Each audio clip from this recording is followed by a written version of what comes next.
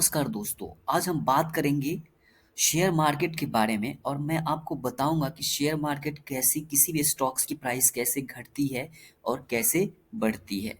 ठीक है, तो यदि आप हमारे चैनल पे नए हैं तो इसको सब्सक्राइब कर ले और बेल आइकन को जरूर क्लिक कर दें।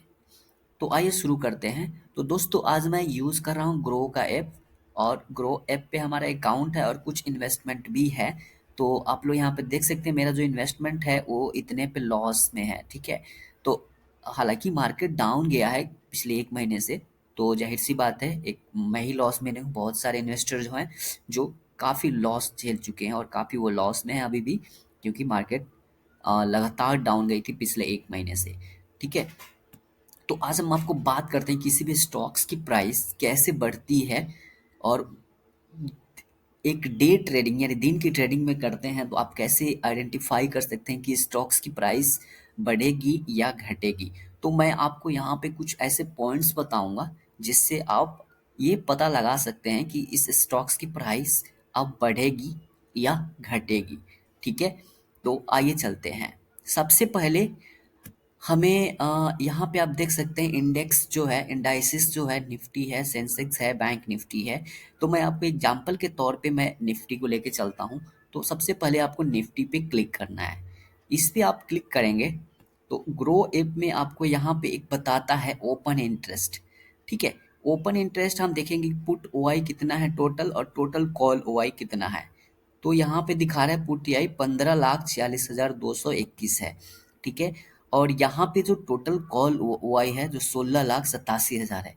यानी कुछ परसेंटेज जो है जो कॉल ईवाई का ओआई का रेशियो ज़्यादा है। ठीक है, तो लेकिन देखा जाए तो ये ज़्यादा का डिफरेंस नहीं है। ठीक है, 0.92 जो है वो कॉल रेशियो दिखा रहा है, तो ज़्यादा का डिफरेंस नहीं है। तो इससे क्या पता चलता है कि मार्केट ना ज़्यादा हाई जाएगा ना ज़्यादा लो जाएगा, बट या लेकिन ये ज़रूर बताती है कि मार्केट ग्रीन में ही रहेगा, चाहे वो 10 पॉइंट ऊपर हो या 15 पॉइंट ऊपर हो या 20 पॉइंट ऊपर हो। ठीक है, लेकिन ज़्यादा हाई नहीं जाएगा। तो ये चीज़ दिखाता है कि मार्केट ज़्यादा हाई नहीं जाने वाला है।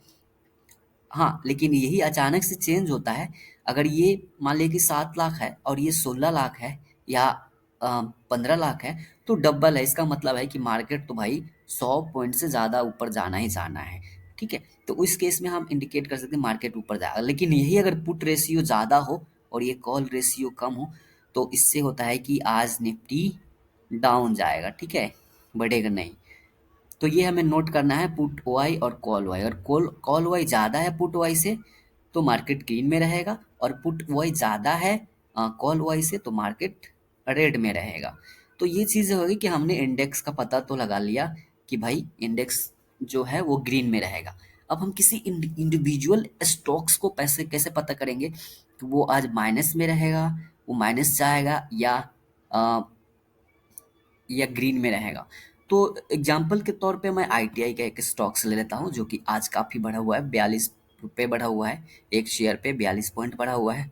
तो हम यहाँ पे देखेंगे मार्केट जो डेप्थ होता है उसको हम यहाँ पे देखेंगे। ठीक है, तो यहाँ पे देख सकते हैं टोटल जो बिड प्राइस है वो जो 77 पॉइंट इतना है सेलर्स, बायर्स इतना है, और ये वाला जो होता है रेड प्राइस वो सेलर्स ज़्यादा हैं। ठीक है, तो ये कह रहा है कि ये जो प्राइस है ना कॉल जो बाई जो लोग लगा रखे हैं खरीदने के लिए स्टॉक्स, वो बहुत कम है। यानी यहाँ पे खरीदार तो कम है बट बेचने वाले काफ़ी ज़्यादा हैं।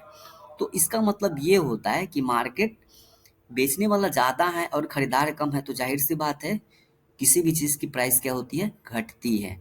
ठीक है, तो इसका मतलब ये कह रहा है कि आज इसकी प्राइस घटेगी अब। ठीक है, ये इंडिकेट करता है कि इसकी प्राइस नहीं बढ़ने वाली है, क्योंकि बेचने वाले ज़्यादा हैं और खरीदार कम है। तो खरीदार कम है तो जाहिर सी बात है इस स्टॉक्स की प्राइस अब घटेगी। ठीक है, और यहाँ पे देखोगे तो रेशियो बहुत, यहाँ पे 40% लोग खरीदने वाले हैं और 60% लोग बेचने वाले हैं। तो 20% लोग कहाँ जाएंगे, वो क्या करेंगे, अगर वो सामान को बेचेंगे तो जाहिर सी बात है उस स्टॉक्स की प्राइस घटने वाली है। तो यही इंडिकेट करता है कि ये प्राइस घट रही है। ठीक है, चलिए मैं किसी और को ले लेता हूँ। अ, मैं आपको एग्जांपल के तौर पे मैं किसी और स्टॉक्स को ले लेता हूँ जो मोस्ट ट्रेडेड हैं। अगर हम वन मोबीक्विक का भी बात करते हैं तो यहाँ पे भी देख लेते हैं। यहाँ पे भी देखिए, अगर इसकी भी बात करें तो यहाँ पे खरीदने वाले 12 लाख लोग हैं, लेकिन बेचने वाले 19 लाख लोग हैं।